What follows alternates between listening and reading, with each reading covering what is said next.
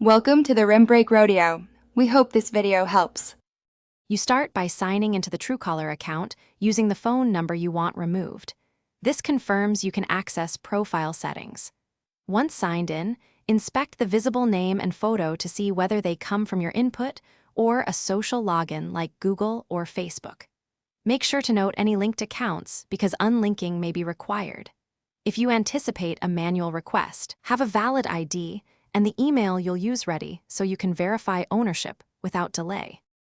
Now go into Edit Profile and delete the photo. Replace the name with a neutral term or blank if allowed, then save changes.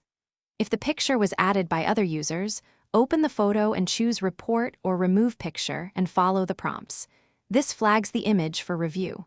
After that, check connected accounts and unlink Google or Facebook so they can't repopulate details. Also revoke Truecaller permissions in your Google/Facebook privacy settings to prevent automatic sync going forward.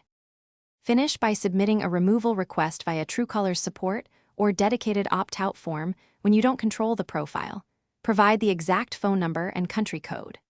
Once submitted, allow 24 to 72 hours for propagation across their database and caching systems.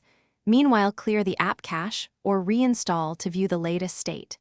If the name or photo remains visible, collect screenshots and any verification documents. Then contact Truecaller support directly with that evidence so they can escalate and complete the removal. Thanks for watching.